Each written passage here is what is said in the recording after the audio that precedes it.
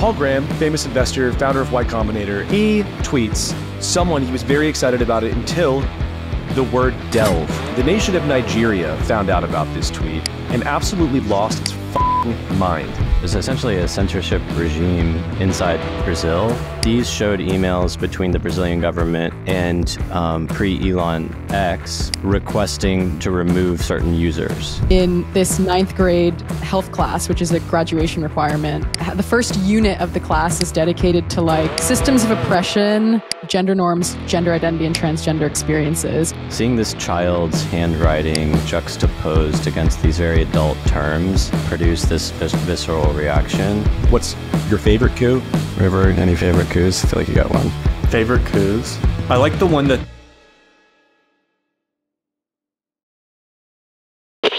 What's up, guys? Welcome back to the Pirate Wires pod. I've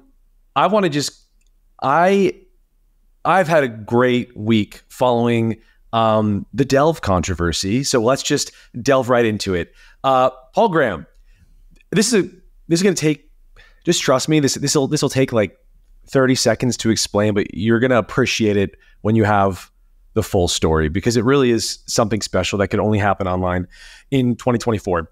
Paul Graham, famous investor, founder of Y Combinator, and writer, like one of the more famous tech writers, I would say. He's been writing for, I think, at least a decade and a half, possibly 2 decades at this point. His writing is beloved. He cares a lot about it, and he talks a lot about it. Just the concept of good writing. He's sort of the like modernist Hemingway mold. He thinks less is more. He's talked about this for many years. He tweets about an email he received. And in this email, he was very excited about it until the word delve was used. And that to him was, he said, a signal that the email had been composed by ChatGPT. Now, this sounds weird, but there's actually some data backing this up. It looks like the use of delve has skyrocketed since ChatGPT became popular. And there are all sorts of theories as to why ChatGPT seems to favor the word delve, but we do know that it does favor the word delve. And then, of course, separate from that, Paul just doesn't like the word. And he made that really clear. There are a lot of words he doesn't like. He thinks that these are words that people would never use in ordinary speech. And it signals sort of like, I don't know, a try-hard sort of intellectual thing that's bullshit and you should speak plainly and blah, blah, blah. I don't entirely agree with him on his writing criticism. That's a maybe separate conversation we can get into in a bit. But the really interesting thing here is that while most Americans who know Paul and follow Paul saw that, we're just like, whatever, dude. Okay, sure. He hates delve. Got it. Next tweet. The nation of Nigeria found out about this tweet and absolutely lost its fucking mind. So it started, I woke up a couple of days ago when the story was first breaking. I think I was one of the first people in tech to sort of see what had happened over the night because Paul lives in the UK. So he's on a sort of slightly different time than the rest of us. And I immediately saw that the tweet that I had seen before it blew up, was being targeted by a handful of Nigerian influencers who were accusing him of like basically a colonial mindset, policing speech. They were saying this is an extremely common word in Nigeria. How dare you go after people who use the word delve? And what's more, this mentality is why Nigerians have had such a hard time, I guess, succeeding, which I didn't think they had a hard time succeeding, especially comparatively. I thought that Nigeria was like absolutely killing it. They really have changed my perception of the nation throughout this controversy. I want to say handful. We're talking thousands of people, because I got involved myself, couldn't help myself, threw up a few tweets, got dogpiled as well. I would say that this was just for sort of defending him. And I want to break down what I think is happening here and why I enjoyed this so much, felt so engaged by this topic. I received probably the worst dogpiling on Twitter I've ever received, like ever. I think more than when the DSA went after me like 3 years ago or whatever, when I wrote Extract or Die, like that was pretty bad. This was bigger. This was huge. It was never ending, thousands of people, but it was funny because the conversation quickly evolved into this question over what is the right way to speak English, a conversation that really nobody cared about over here. They are obsessed with this conversation. And in their idea, in their mind, the people, and by they, I mean the people who were attacking, they seemed to believe that there were most people in Nigeria spoke English better than native English speakers. And while they were sort of making this argument, they were doing it in like broken English. And also it would look like a different language kind of interspersed throughout. I was called a lot of weird words that I'd never heard before in my life. There's a lot here. I think the very first thing is like, they were demanding an apology, and Paul didn't give it. What he did give was this. A woman named Moji Sensei Delano. Just admit that your repertoire of vocabulary is achingly limited, rather than project your insecurities on non-Americans.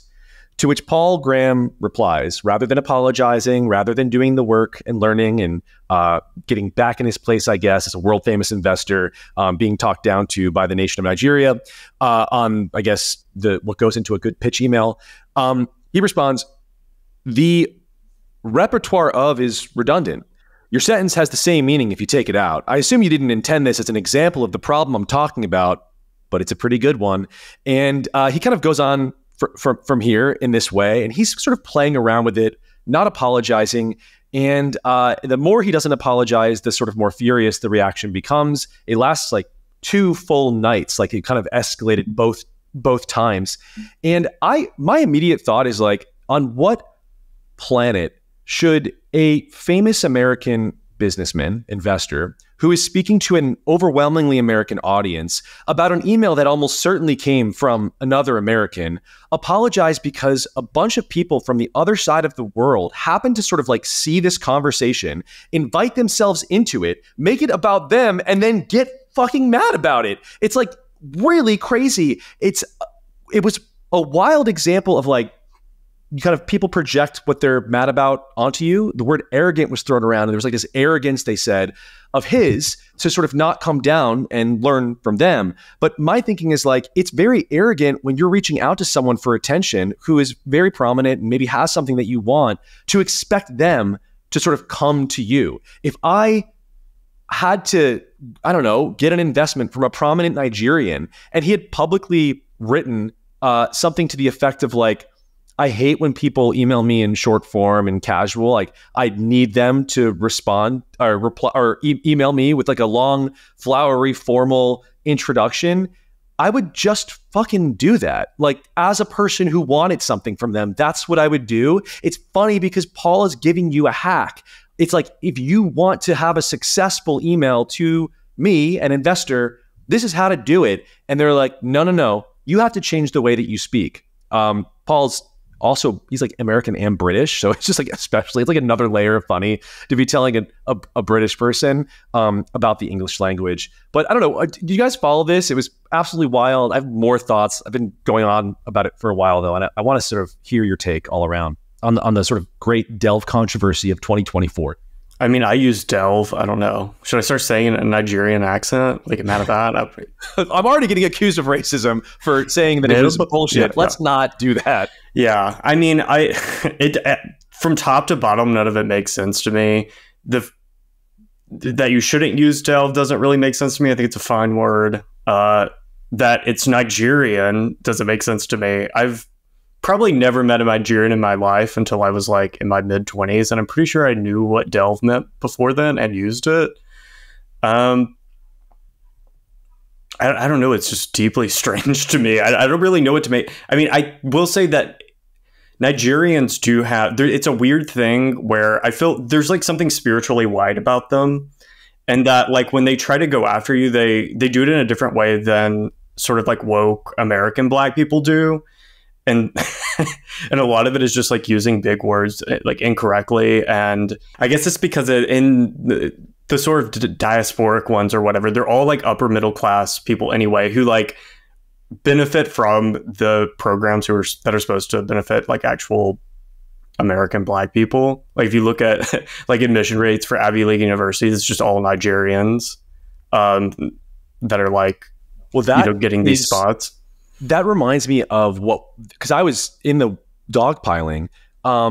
People were Nigerians. There was no one other than there were some other African people involved and Africans from the diaspora. There were no Black Americans in this conversation. There were barely any Americans in this conversation. It was mostly Nigerians. And the thing that was thrown at me again and again and again amidst the sort of accusations of racism was that this was akin to dropping an N-bomb.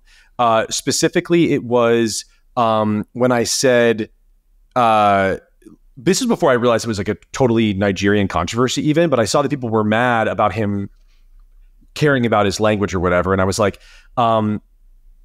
your sort of like niche perspective on this doesn't matter. It's like, he is just this very famous investor you're trying to get the attention of. He's not going to change his preferences for you. And they heard niche and they were like, this is like you using the N-bomb. And I thought, one, that's not true. It's like not even close to fucking true. Two, like that is an acutely American racist sort of construction. That is our deeply racist past there that you are now co-opting and trying to use in this conversation about the word delve. I don't think that you're welcome to it. Like, we do have a deeply fucked up racist history in America, absolutely, but it's ours. It's not yours. You have your own deeply fucked up racist history and you should just stick to it. Yeah, I mean, I think just to echo River's point, like the Nigerian diaspora is insanely overrepresented in both England and the US, and like doctors and lawyers. I mean, they're a really, really high achieving diaspora. And I do think like Paul's point, Paul is actually giving like a very rare and democratizing instance of like advice for how to pitch in this kind of, hard to access world of venture capital, right? Like, these are the kind of codes that you might need to follow when you're writing an email to not immediately get written off as like someone sending an email written by ChatGPT or someone who doesn't know what they're talking about. Like, ironically, he's actually not being arrogant at all in giving this advice. He's being like, again, sort of democratic in that he's offering it, for free and to a broad audience. I mean, it reminds me of like, I was writing an email at one point to a French university, and I wrote it like sort of in the way I would write it in American English and just translated it into French. And I showed it to a French friend of mine, and she was like, this is insanely rude to just start off an email with like, hello or something. You have to sort of, there's all these codes you need to follow there to make an email read polite that to us would read as like insanely excessive and over the top. But I appreciated the advice because I was like, yeah, I'm coming from a different cultural context and I don't know how to, I would understand how to express this to like an American professor, right? But I don't know how to make the point come across politely to them. So the whole controversy is just bizarre and has like this weird Twitter dream logic to it. Yeah. Is the whole thing just that Nigerians use delve a lot? Because like the real narcissism is expecting people to know that. You know what I mean? It's not even, it's not like it's a Nigerian slang word or something. Like if it was like Mexicans being like, stop calling people way or like whatever, like I would be like, oh, okay, I guess. I mean, that's annoying, but like at least it's your word. Delve is not their word. No, it's just, I guess, a popular word in Nigeria. And I don't even know that that's true. I know that that's the people were screaming that at me on Twitter for 2 days. So I'm taking their word for it. But it's ethnic narcissism. We saw this. This is my problem with the whole Palestine-Israel thing as well. It's like, I feel like there's a lot of ethnic narcissism on both sides. It's this expectation that me as an American should know everything about you on the other side of the planet. And it's like, I don't, I won't, I refuse to. Like, I'm just not going to do it. I'm going to just like let you know that right now. I'm never going to learn about the words that you care about in Nigeria because I don't fucking live there. Sorry. Like, next stupid question, Brandon. I don't know that the controversy is about the word delve. I think it's about the uniquely Nigerian way of writing emails. I mean, like I vet applications for jobs at PireWires all the time. And you can immediately tell when the applicant's Nigerian, because it'll start with like, dear good sir, I do formally declare my application to your great company, Pirate Wires. And it's like, oh my God, like you do not speak English very well. This is crazy. And I well, think they do. They speak it. So that's the worst English. That is, it's so awkward. And then when you reread that response to Paul G's tweet, I didn't realize she said the word achingly, which is like the weirdest adjective to use in a tweet about somebody's behavior. It's almost like it's not appropriate in a weird way. And I think it's bizarre that they're saying that English as a second language speakers are in fact better than native English speakers, because like they had to learn a bigger vocabulary or something like that. Well, I would say a lot of what you're talking about comes down to taste, and this like construction, and I believe the people who were yelling this at me is what they prefer. I believe that. But I just think it doesn't matter what you prefer if your goal is to do business with Americans. I am not knocking down the door of Nigerians begging them to do business with me. Like, this whole thing is happening because Nigerians seem to believe that there was a bias that was keeping them out of some kind of conversation. But what's crazy about, like, I guess I do think, okay, that is sort of unfortunate for you that you were taught, in a culture, in your culture, that this is the right way to speak, and we just happen to not prefer it that way. But if you want to do business with us, you should just adapt. And the whole premise of this whole controversy was that we should adapt for them. And that is, it feels like a very 2020 kind of conversation. And I thought to myself, man, if this had happened then, there would have been endless think pieces about, text teachable moment, and how we have to come to terms with our, implicit bias, and, it's a global community now and we need to do better, and blah, blah, blah. Was very interesting was I didn't see a single American come to their defense. It was just mostly ignoring and then laughter. And just at obviously there were a lot of very strange attacks. I mean, I think it was cursed a couple of times. Like, I'm not even saying that to be an asshole. Like, this happened. Like, it was a specific construction. It was like a curse on me and my family, and like a lot of homophobia too. But that's whatever. That's just the internet. It doesn't work anymore. That idea that every person you want to engage with has to change themselves for you is just completely over. There's no support for it. So it's like another vibe shift sort of story as well. There was no teachable moment at the end of it. Like, it was just a lot of blocking, and both sort of very disparate groups of people on Twitter went back to their corners, and the hornet's nest has died down since.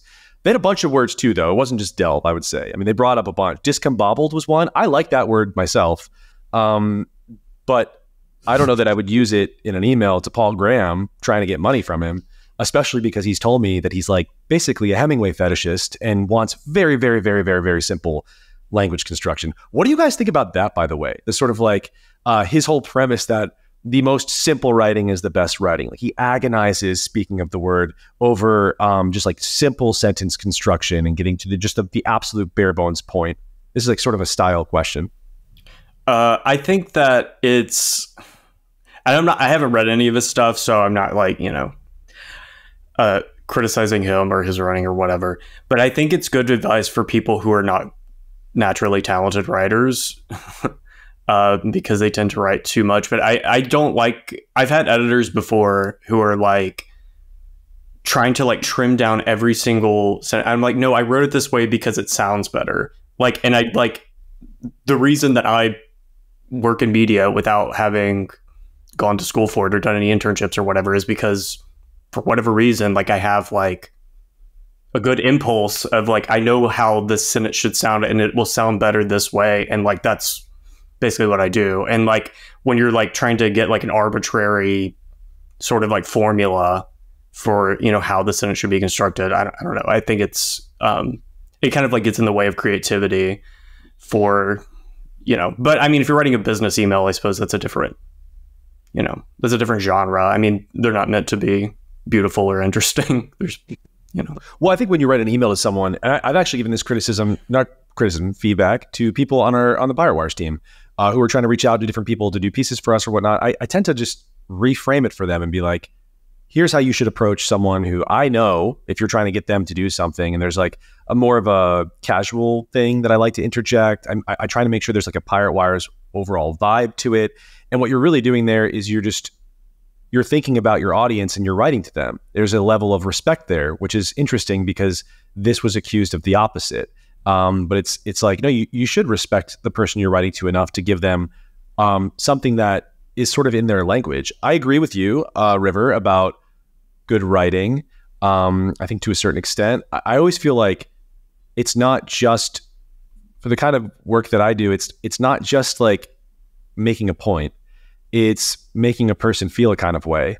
And that is like a journey, a story that I'm telling, and I'm bringing them on. And that requires, setting the stage and evocative language and alliteration. And I don't think about this in a math way. I just write from my gut and I read it out loud. And it's just like, do I like this myself or not? And a lot of people like it as well. So I think we're doing an okay job. Brandon, what do you think about the style? I think there's a creativity in being as parsimonious as you can. That's my creative process is to find sometimes the most economical way to say something. That's a creative thing for me. I can feel myself like flexing my creative muscles when I'm doing that. So I don't know. I think like Solana, your style is a lot different than what we end up like the style of reporting that we have. Yeah. Which is very straightforward. And I always tell like Sanji and River and other contributors, like we need to go from 0 to 60 basically in the first half of the sentence of the piece, right? Like you want to get immediately to the point and you want to bring it to them right away and you want to be completely unambiguous. And I think there's something very powerful about that. But like River especially, like you're funny and you've got away with words and, it'd be stupid to ignore that as an editor. So I tend to be in the camp of like, why say prior to when you could say before, right? Why say like at this time rather than now? This is like a David Foster Wallace video that I'm quoting. But like I don't think I'm militant about that view. I know Sanjay has a different opinion, but go ahead. I think it's true when it comes to writing, but when you're doing prose, like a think piece or like a take, where the point is supposed to, like, the point is less like what you're actually saying. I mean, it's not less, but it's like equal parts what you're saying and also like the prose. Like there's a musicality to that, which is why I defend like using the passive voice sometimes, because sometimes it just sounds like it has a better flow. 100%. There's this great piece by Lauren Euler. She wrote, I think it's called I Didn't Want to Go. And it was about her time going to the Goop, like she went on the Goop cruise. And she sees Gwyneth Paltrow at the end. That's like the climax of the story. It's in Harper's, I think. It's like 5,000, 6,000 words. And it's so creative and verbose. And I wouldn't say flowery, but I would never, if I was the editor of that piece, I would not have been like, okay, no, like, we need to cut 30% out of this because like there's so many wasted words here. And so basically I'm agreeing with you, River. Brandon and I occasionally go head to head about the sort of prior to versus before. I mean, I generally am skeptical of anyone who has like a very hard and fast rule about like, if you can shorten it, do it or something like that. I mean, I think it's one of Orwell's rules in his like Politics in the English Language essay. It's like, why would you ever use a long word if a short one would do? I tend to think that, really the word you should be using is the word that has the most technically correct meaning, if technical correctness is at stake in what you're saying. And then, obviously you want to pay attention to sonority and sort of flow and that kind of stuff. I mean, I think, but writing emails is a different art and you should play to your audience and you should not be an ethnic narcissist and think that everyone's going to understand your, the quirks of your dialect, which is really what is at stake here. Is like Nigerian English is a separate dialect from American English and British English. Indian English is separate too, etc. But the point is, if you're writing to, a specific audience, maybe it's in your best interest to adapt accordingly. And if you don't want to adapt, then I guess you're banking on the fact that your idea is good enough that it doesn't matter if you've presented it in a way that's like deliberately antagonistic or unappealing to your audience, which is fine, bold. I guess. Yeah, bold. A bold strategy. Let's see how it works out for the nation of Nigeria. Probably well. I don't know. I think they seem to be growing. This other thing, like I think Nigeria is going to be fine, and there's a lot of pride there that I found like I was a little bit jealous over. I wish Americans cared about America as much as Nigerians care about Nigeria, and sort of all go so hard for Nigeria. Like even when Nigeria is not even a part of the conversation, but a Nigerian invents themselves into the conversation, even then it's like, no, we're going to war with this guy, Paul Graham, right now. Like they put up the bat signal and that was that. It's cool. It's the sign of a culture that is ascending, I think. The French are sort of like this too. I've always loved this about the French. The French fucking love the French. And I think that if you don't have that as a culture, you basically are in decline. Look at the Brits. I want to talk about Elon versus Brazil. Brandon, tell us about what seems to be like a dictatorship, a budding dictatorship over in Brazil. So I guess I just learned this week, given all the Elon news, that there's essentially a censorship regime inside Brazil. That the way that it works is they can force social media platforms to disappear their users without giving any reason why. And part of the way that they do that as well is they prevent the social media platform from telling the user that they are suspended. They just suspend them. B, not telling them why they were suspended. And the third thing that they can't do is the social media platforms can't reveal to the public who they suspended on account of this process. So this has apparently been happening for like at least 5 years.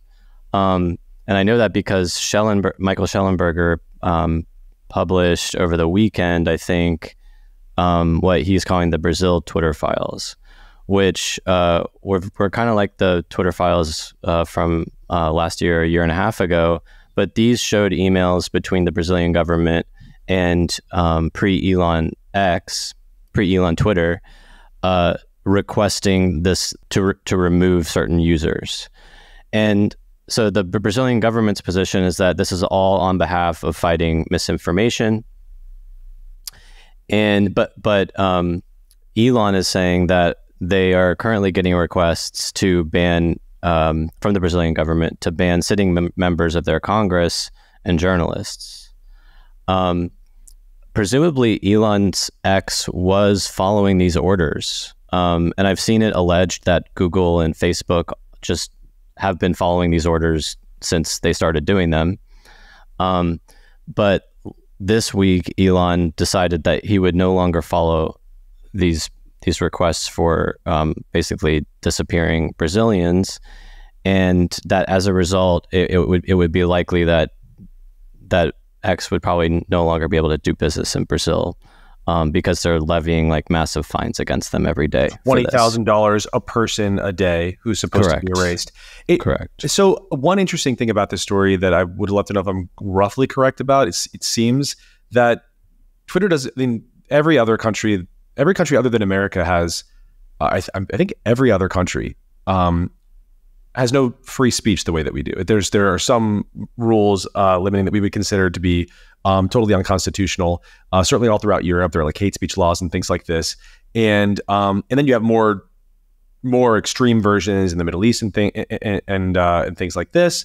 And Elon follows those rules. He censors in accordance with the government in all of these places, as do all of our social media companies, which kind of undercuts the Chinese argument that like the only reason Google's not here is because the only reason our social media companies aren't in China is because our country wouldn't follow the law in China. It's like, it seems like our social media companies follow the law in every other country. That's how they're able to operate. And so the Brazil thing struck me as weird in the first. I'm like, wouldn't he just do this? It seems like he would always. He's not like, there is no free speech absolutism in South America, but he's saying that the Brazilian orders are violating Brazil's own government, like own law, which is sort of another weird layer of this, because he's now litigating like Brazilian law in public, and we can't see most of this stuff. And I don't know what is going on there. I don't know but you've summed it up perfectly.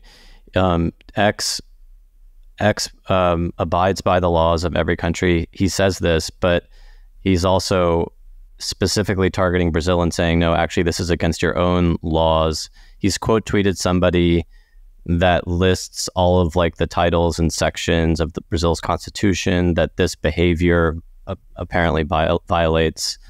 And so that's his tactic for, or his, I guess, his position for Brazil. But I don't know why he's chosen Brazil and not any other country. Because he's also saying that there's this Supreme Court judge in Brazil who he's accusing of basically being a dictator at this point.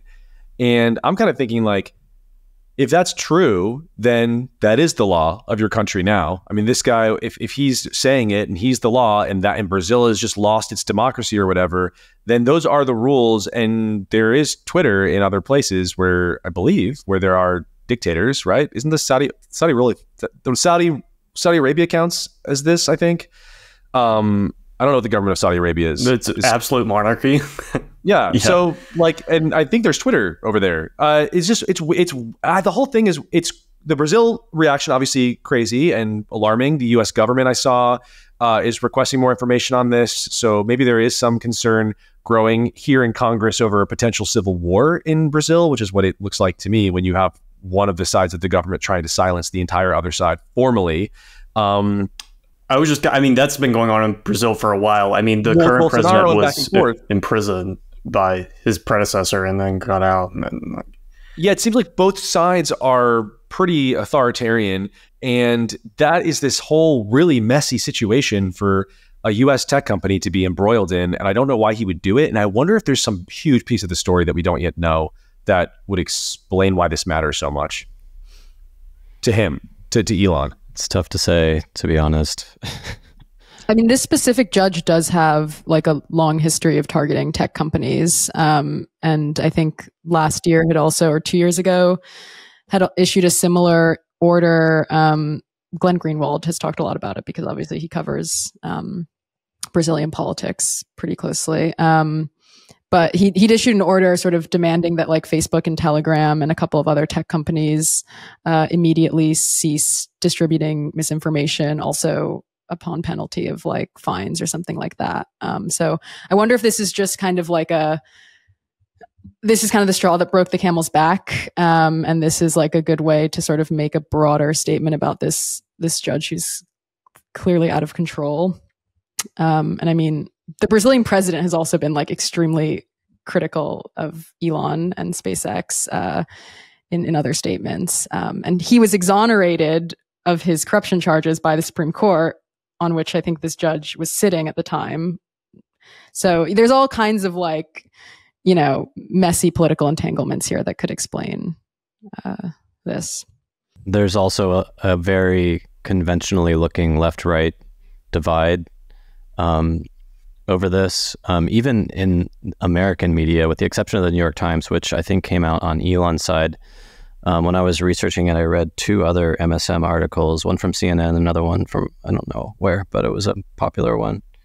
And both of them were like clearly on Brazil's side, because of the misinformation issue of it all. And, then you have the Greenwalds and the Schellenbergers and obviously Musk, who are they're positioning this as a free speech issue. And so it looks very familiar, even though it's happening in Brazil. But I think it's not familiar. And I think that we are all going to get dragged into something that really has nothing to do with us, that does not map to our politics really in any meaningful way. It looks like you have 2 authoritarian like sides of what could be a civil war. Like, I mean, that's, I think, the direction this is going in. And I just don't think we should be involved in this. And I don't think our tech companies should be involved in this. And I think that long term, they kind of can't be involved in this. I was thinking about that in this context. Like, Twitter has no way to win, actually, because no matter what side of this power in Brazil takes over, they're going to want the same shit, which is the end of the Constitution and to erase whoever they want. You see governments across the world sort of wanting control, certainly of social media or media generally speaking, but tech also more broadly. They want their own tech companies. They want their own ride sharing shit. They want their own version of Airbnb. And you understand the nationalist sort of impulse here to do so. I don't see. Yeah, I long term do not see a way for Elon, for any really U.S. social media company to win here. But River, you were about to. I didn't mean to cut you off before. You were about to talk about the politics here. Brazilian politics is kind of shaped by the dictatorship that they had, the military dictatorship that they had in the 70s and 80s, where the current party in power, the Workers' Party, a lot of its former members, including former President Dilma Rousseff, she was tortured by the military regime because she was part of this Marxist guerrilla group. But when they came into power, they were not so radical as they once were. They're still, I think they call themselves socialists, but it's just welfarism basically.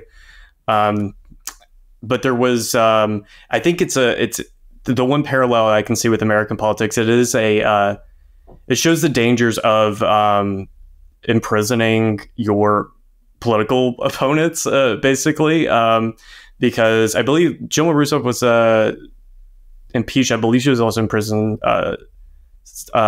Lula was imprisoned.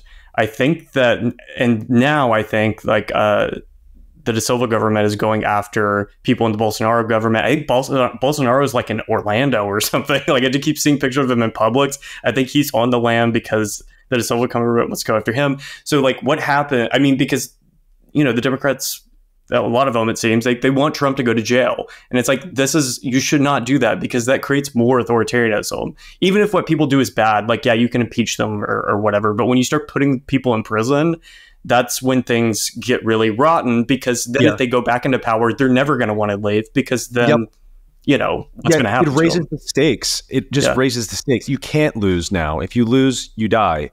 And so you'll do whatever it takes to win. I agree. It's very bad. The jail thing, it reminds me of Peter Thiel got in trouble during the Obama administration. I think it was the Obama, or it might have been right after it.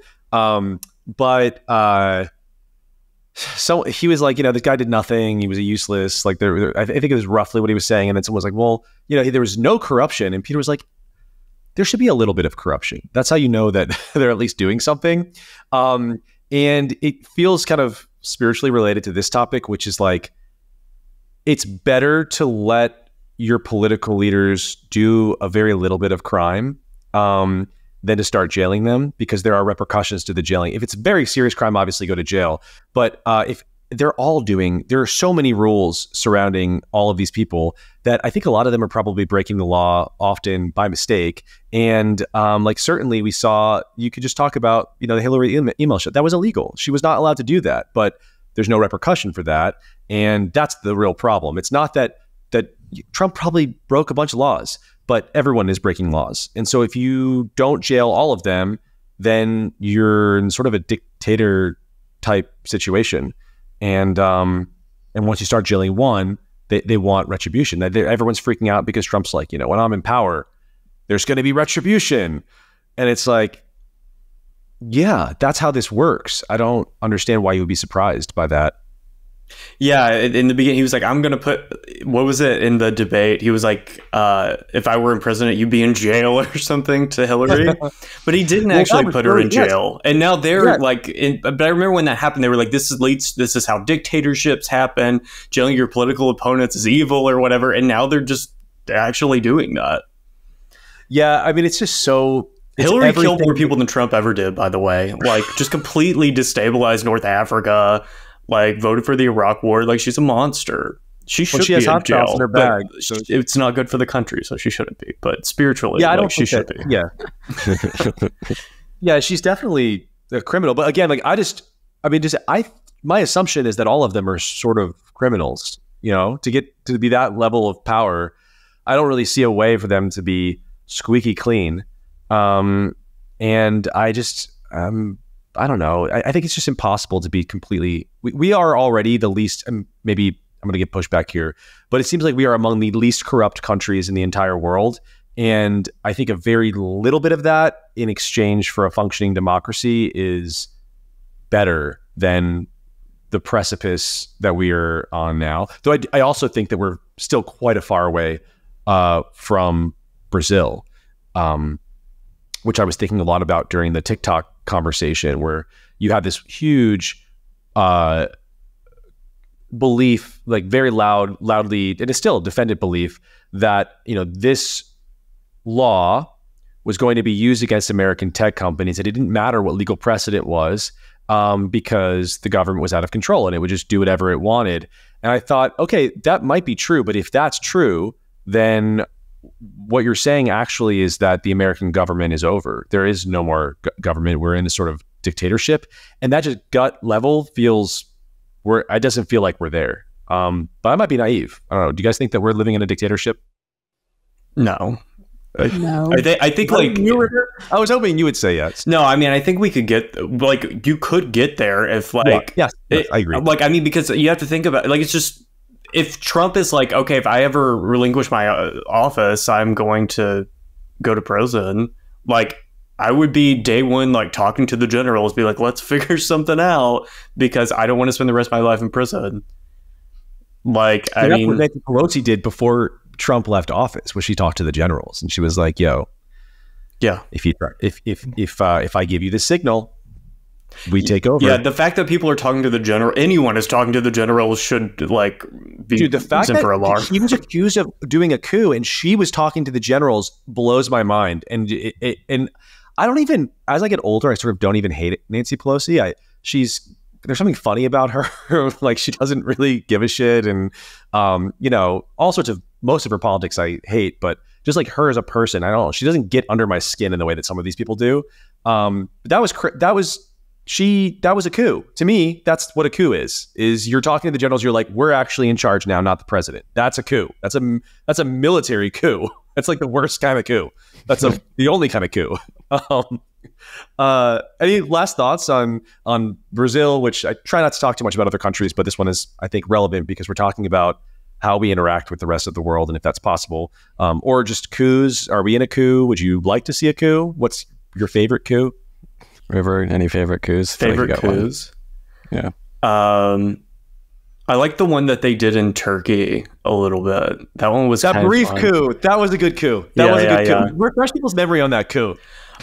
So it was like the current president Erdogan, who's like this Islamist that's running Turkey, like the country that's supposed to be like, we're nationalist, which is good, even though we killed a bunch of Armenians and Greeks to like get that label, but like we're nationalists, we're secular, whatever. Erdogan takes over and he's like, actually, we're not doing that anymore. We're doing like a soft Islamism.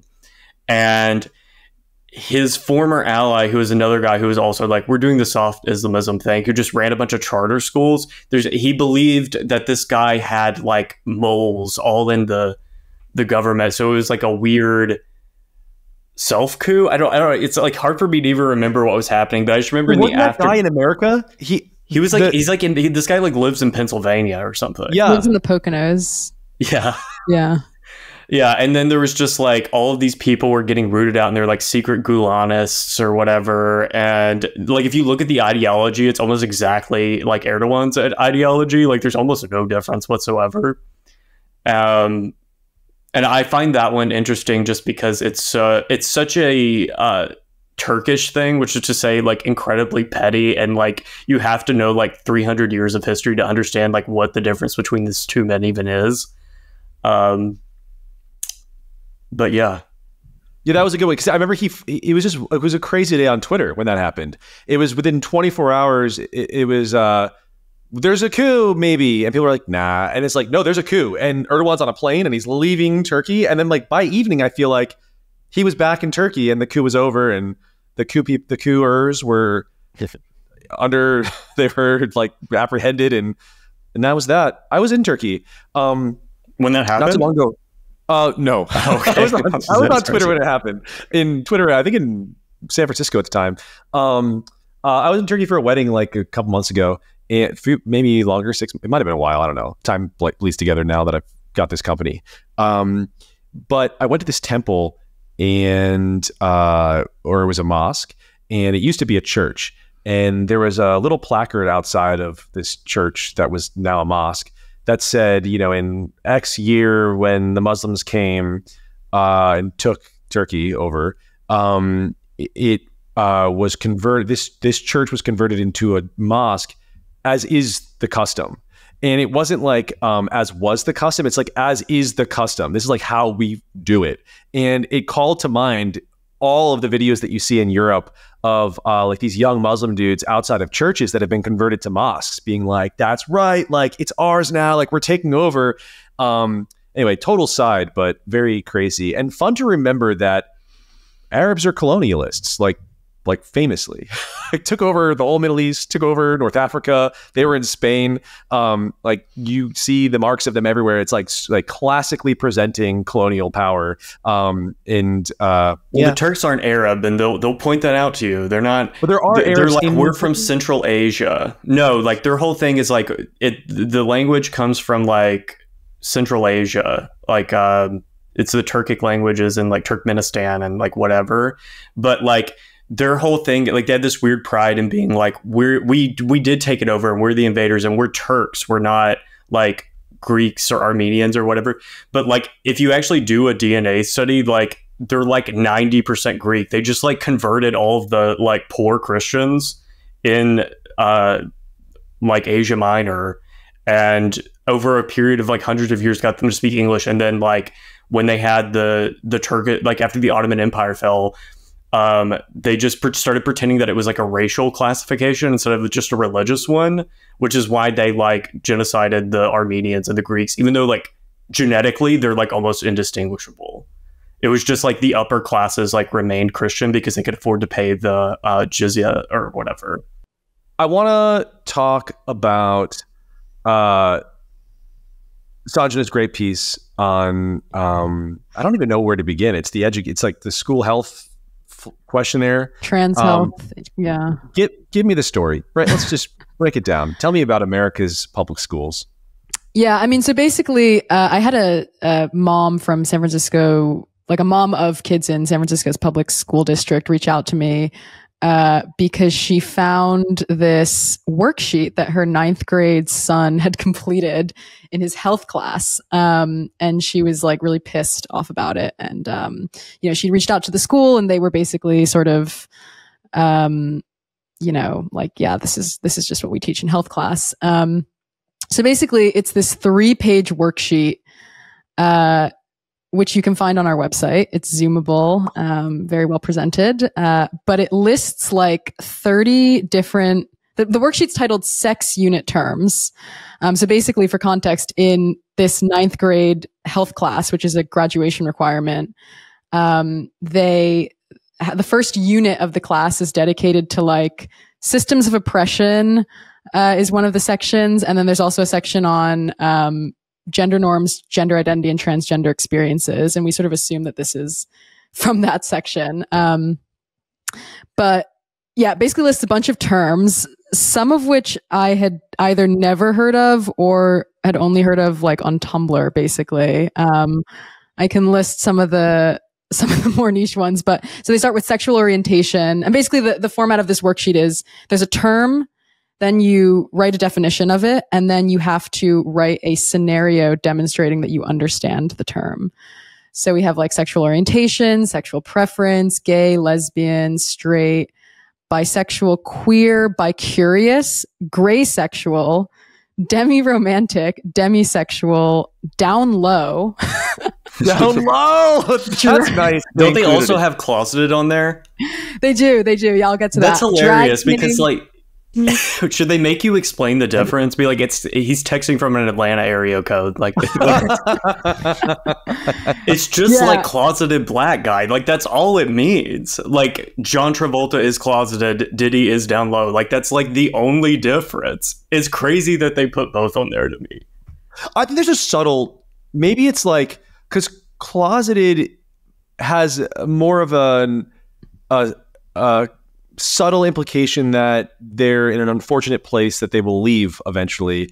Whereas down low almost feels like an identity. You know, maybe closeted has become an identity, but it down low feels like more of an identity. Well, it feels like an identity because because they won't come out. Like, you know what I mean? It's like closet. It's like like if somebody's in Utah, they're like, oh, he's closeted. If he's in Atlanta, they're like down low. You're still like getting a in the back of the same like Honda Accord. It's like not like it's still sad. I feel like down low seems more like a gay male specific term to me. Sure, yeah. Whereas like closeted is maybe more general. But yeah, I mean, it is insane that that they're having kids memorize the definition of down low. I mean, other things they have on here like polyamorous, pansexual, gender fluid, androphilic, apparently. Wait, is that just gay? Yeah, you would be... Or a straight woman? You're attracted to men?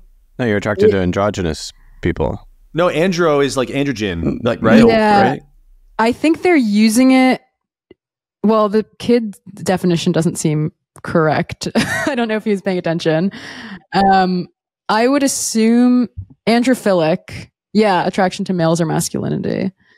The gays were on top of it. Cross-dresser, biphobia, scoliosexual, attraction to people who are trans or non-binary. Okay, so I could not figure out what this was. Brandon showed me this the other day before we published it, and I was like, is that like I only fuck hunchbacks, or like something like I can only get off at the chiropractor's office? Like I was like, what the fuck? I got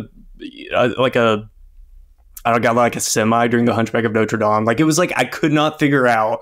Like I thought it had something to do with backs, but it's just tranny chaser. It's crazy that like that's no one has ever used that. Have we ever heard that?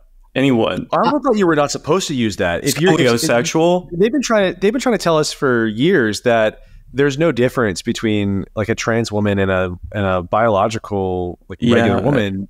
Then like this doesn't tranny chaser denialism. Like they've been saying it doesn't. Yes, they have. Yes, they ain't out there. They're just straight men. Clear, it's like okay, but they're not straight. It is definitely its own distinct category of sexual interest. But I think that it was forbidden previously. I'm very confused. Brandon, you seemed Sandra, do you have more on this before I have some questions? Yeah, I mean, I have. So basically, I can just say this is all part of. So this is the final course in their health ed curriculum, which is a series of mandatory courses that sort of starts in elementary school and goes till high school. And the health ed curriculum is just chock full of like this kind of insane gender stuff. I mean, as early as kindergarten, kids are being taught that like sex assigned at birth is, quote, a guess that grown-ups make to label the bodies of babies when born. They're watching insane YouTube videos on channels called Queer Kid Stuff. I mean, this is really, it's like libs of TikTok couldn't have made this up. I mean, it's like Queer Kid Stuff has videos called What is My Gender Dysphoria and What's an Abortion Anyways? And so they're watching videos from this like non-binary woman teaching them about this kind of stuff. And, you know, teachers are learning about you should always ask a child's pronouns instead of assuming it. They learn to express solidarity with trans people of color. I mean, it's basically like all of the stuff you would imagine your most sort of woke, like conventionally woke, flat idea of what they'd be teaching in health class. They are. And importantly, they're also not telling parents that they're doing it because California law only requires that you notify parents about content of sex education when you're teaching about like STD transmission, I think. And, you know, obviously teaching about, you know, the definition of scoliosexual isn't explicitly about STDs. So, you know, they don't need to tell parents. I think about this stuff like it reminds me of, do you know how people are always given the question, if you could go back in time and kill baby Hitler, would you do it? And it's like, yeah, I'm not saying I would do it, but I mean, I don't know. It's complicated. You have a conversation about it. And the implication is that if you did that, Nazi Germany would never have come to power, which I think is probably true. I feel that way about Tumblr. Like if you could go back in time and just convince the founders it'll never work. Just don't do it. Like, turn back. It's really bad. Where would our culture be today if Tumblr had just never existed? Brandon, you said that this was, you've described this as an earth-shattering piece that was going to alter American history forever. Tell me about it. Not that way. Yeah, I think I was just, I had a visceral reaction to that worksheet because you really, I would encourage readers to go to the site and check it out, because seeing this child's handwriting juxtaposed against these very adult terms, for me, like, produced this visceral reaction. And it struck me as like unusually cruel and like an unusually cruel and oppressive thing to do to kids. Sanji didn't mention this just now, but in the piece, she also brings up this gender snow person that exercise that fifth graders have to do. And I was looking at it, and basically they're given us like a sort of coloring worksheet with a snow person on it, and they're taught that they can put a mustache and maybe like a carrot, like a mustache on its face and a carrot on its, like, where its genitals would be, and that would be perfect. That would be perfectly normal, right? Because you know what I'm saying, like, it can be a gender bending snowman or whatever. Yeah, and it's like Frosty full like FFS. He just has like fully yassified. They probably Botox yassified snow person. Yeah. I just remember when I was a kid, if I was in fifth grade, I don't think I liked, like, I don't know. I can't imagine learning stuff like that as a kid. And it appeared, I think this was my real, like, I don't know, it was like a light bulb moment for me that they are propagandizing our children. And this is a SFUSD, the San Francisco United School District. This school is in the middle of San Francisco. This is not like an outlier school. It's a public school. And they're doing it from K to 12, and you got to graduate, and they're just teaching kids to be oppressed and to pick some identity that makes them not like a straight white person, let's say, and it just feels really bad. And again, the worksheet, if you just see this kid's handwriting on this worksheet, it's a very jarring thing to witness. Yeah, I think I always think of these people as like the real gender fascists, actually, because they're so obsessed with policing kids' behavior and like labeling it in this really, like, I was watching one of the queer kid stuff videos just sort of to get into the mindset of these people when I was writing this piece. And there's this point where in one of the videos, all these people are describing like what their gender expression is. And one of them is like, I'm a femme presenting woman, which means that I wear lipstick sometimes and dresses. And then this other person is like describing herself as like a mask presenting woman, or so, I don't know, some like weird thing about how like they're non-binary because they wear like Carhartt or some shit like that. And it's just this insanely regressive, limited, really like uncool view of like fashion and style and identity. And I find it depressing that they're imposing this on kids, because I think, obviously some of these kids are probably going to feel like they develop gender dysphoria and maybe go down, the path of medicalization. That has, a lot of consequences. But more than that, I just think it's going to give kids this really sort of like limited, skewed, weird idea about like, if they identify as something, then they can dress like this other way. And, it's the concept of placing yourself in a box is not the problem. The problem is we don't have enough boxes. So they're just creating more boxes to jam you into. And if you want to, wear a different set of clothes, you have to pick a new box or something. And that's just not true. Like, people can just dress whatever way they want to and present however they want to. And like, I feel trite. It's like, feels like a trite conversation at this point. Like, you can only say this so many times. And like, we all agree on this. I think most Americans, I don't even know where most Americans sit on this question anymore. But yeah, it's definitely sad, but also was not surprising to me that was happening in the San Francisco public schools. River, you said you had You had a list of what did you want to do here with this one? Oh, we kind of already did it anyway. But we were like going through the list. I mean, some of them like the gray gender, like bi gender stuff. Some of that shit feels so dated. It's like teaching kids the hanky code or something. Like this stuff has not been around since like the early 2010s on Tumblr, where it would only ever existed really. But it's kind of weird to see like stuff that literally has only existed on like Tumblr and social media be sort of immortalized in high school curriculum. It just feels very strange to me that you would do that even above like, I was like, well, if you're going to teach kids all this ridiculous nonsense they don't need to know, like why not teach them like what a twink and a bear is? Because at least that might come up in conversation. Like gray gender or whatever has never come up in conversation ever, except to make fun of it.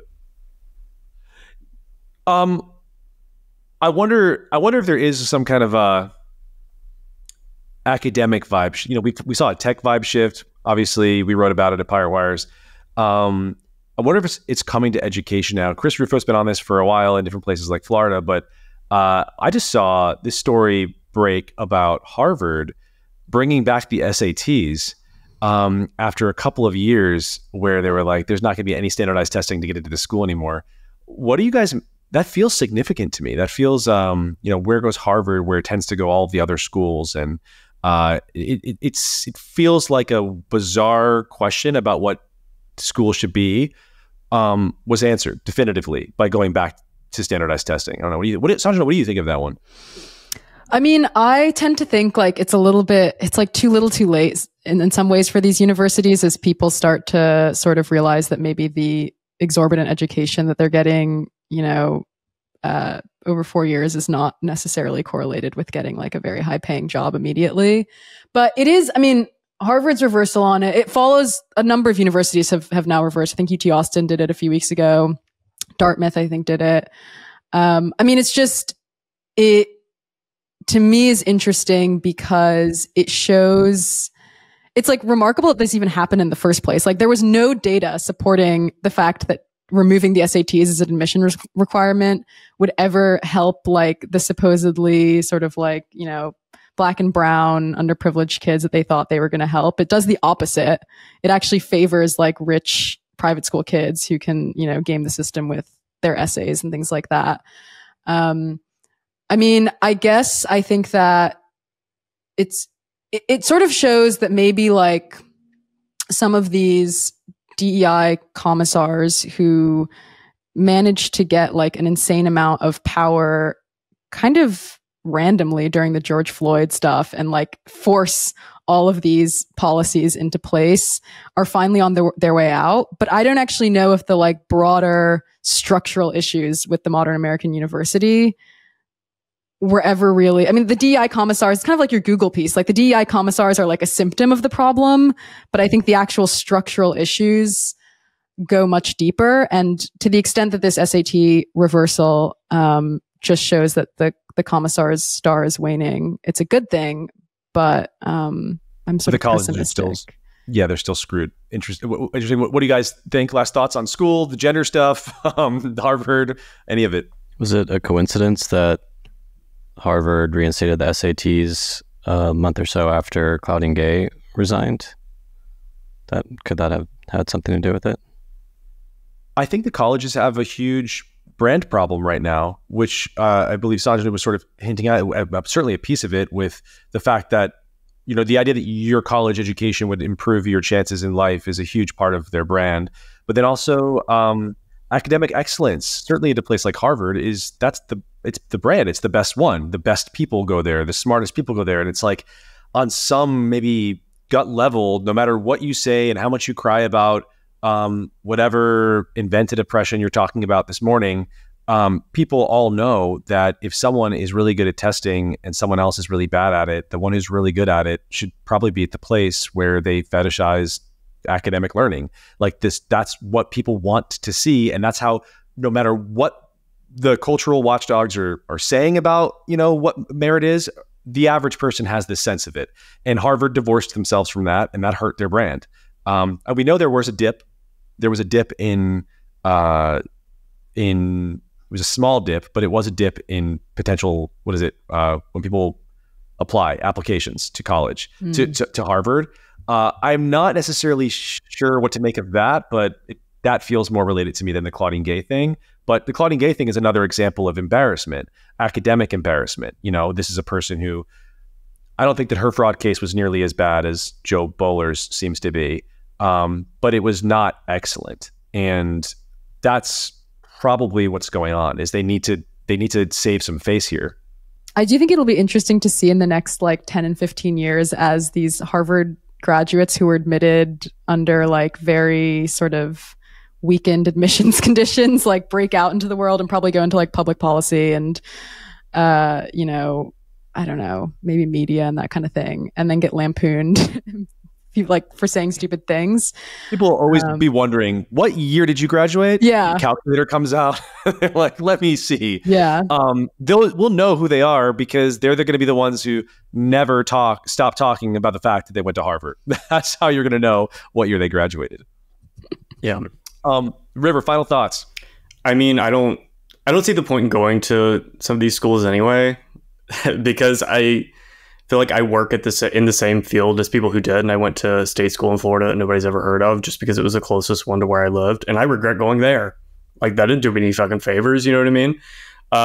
So I don't know. I mean, if you're going to some sort of technical school or whatever, like you're going to a medical school or something, or law school, maybe you should go there. But other than that, if you're just going to get a BA, don't even bother. It doesn't even matter. I hope we see that. I hope, it's felt like this was going to happen for so long because really less separate from all of the dumb woke shit, separate from the end of merit, separate from the SAT stuff and, the academic fraud, all of that, just the cost of college. It is so insane that you think there has to be a point at which people just stop going. And also, not only is it so insane, the Zoomers have this their history is so different than millennial history. There was no huge history of people telling them as they grew up, hey, college debt is insane. You're going to be screwed. It's going to be a disaster. It was sort of a surprise. Everyone was telling millennials to go to college. They're like, you're taking on debt, but it's good debt and you're going to be fine. You're going to get a great job and you've got to do it. Just Zoomers were not told that. And they're still behaving as millennials did, right? They're still pouring into these places and taking on all of this insane debt. At what point does that shift? It seems like it has to at some point because it's going to be worse for Zoomers than it was for millennials. Mm-hmm. I don't know. But when it happens, I think it will happen all at once and be a sort of crazy shattering of the system. And we'll be there to write about it. Catch you next week, guys. Subscribe or die. Later.